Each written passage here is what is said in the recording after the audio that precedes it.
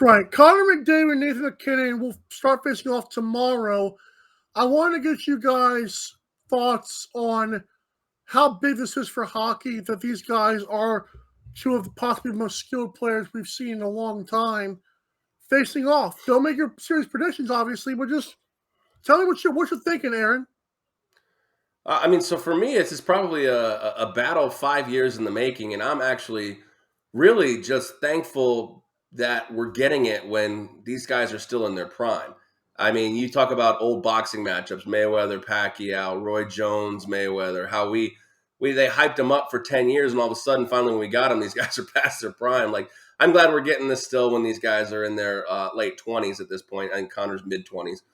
But yeah, it's absolutely going to be a battle. I talked to our buddies over at World Hockey Report, and they think the Oilers have the huge edge in this series. And I'm just sitting here thinking. I mean, I've how many rounds have I said this now? The goaltending stinks in Edmonton.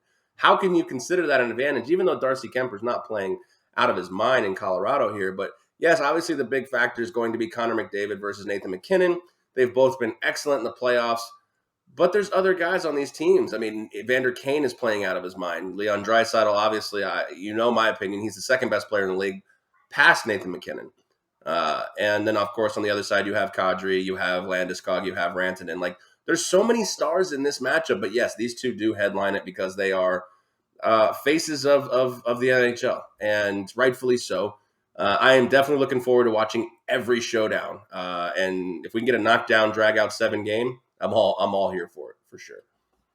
If you like hockey, this is a dream matchup, and I'm looking forward to watching every minute of it. Unfortunately, getting people who don't like hockey to watch hockey, I don't know that this is going to make them watch it, and that's so unfortunate because it's going to be extremely fun for people who don't even watch hockey to see these guys flying around the ice.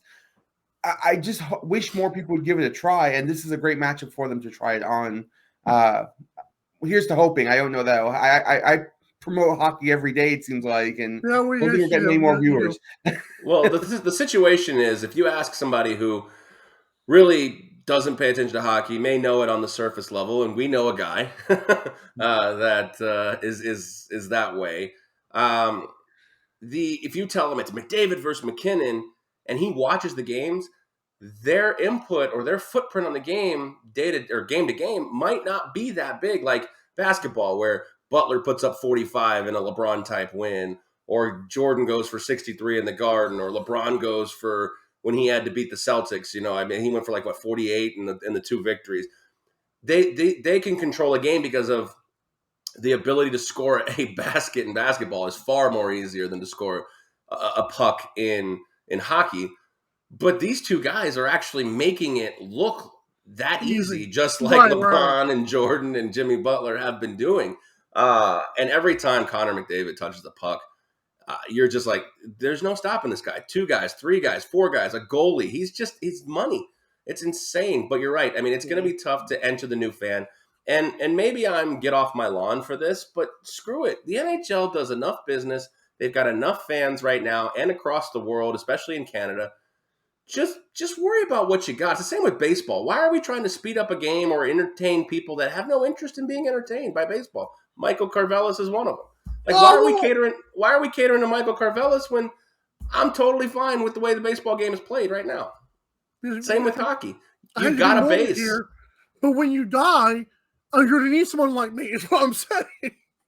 When I die and you'll be 10 years behind me? Yes. When I die, I don't care what happens to baseball. Wow.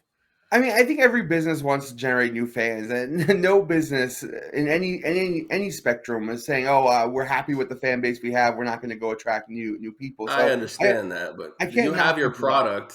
You have your product, and people just don't like it. I mean, there's things that I just don't like.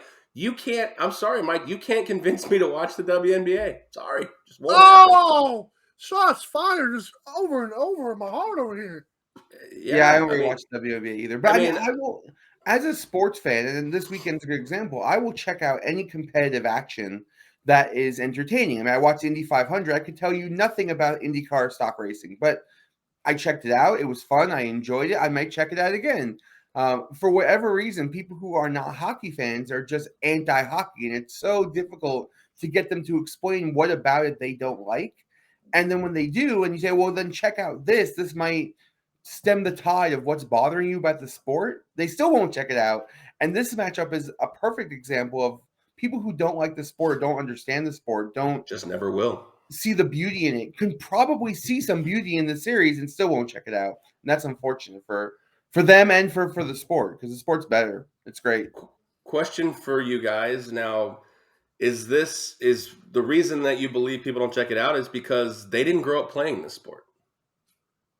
Now, I know you didn't grow up playing. Now, you're a kind of a unicorn, Sam, but people we all watch the football, we all watch the baseball, the basketball, because those are the youth sports you play in majority of the places in America. But hockey didn't exist when I was a kid down in Florida, as big as it is. Obviously the Lightning and the Panthers existed, but youth hockey, look how much youth hockey's blossomed here in Vegas. Same thing. I mean, that didn't exist before the Vegas Golden Knights. We're talking 5 years, and it just wasn't a thing. I do think that has something to do with it. I think that, and I know this is going to sound terrible, people can't pronounce all the players' names. I think that's a problem. I think they can't recognize their faces. They're foreign. They're foreign people, and people are, America, every day.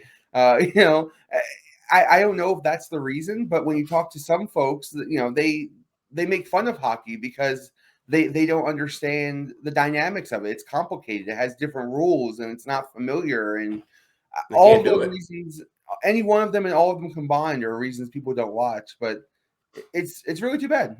They should give it more of a chance. The good thing for hockey is they've got a hat that sits on top of the United States that all they think about is hockey. Right. That's Canada.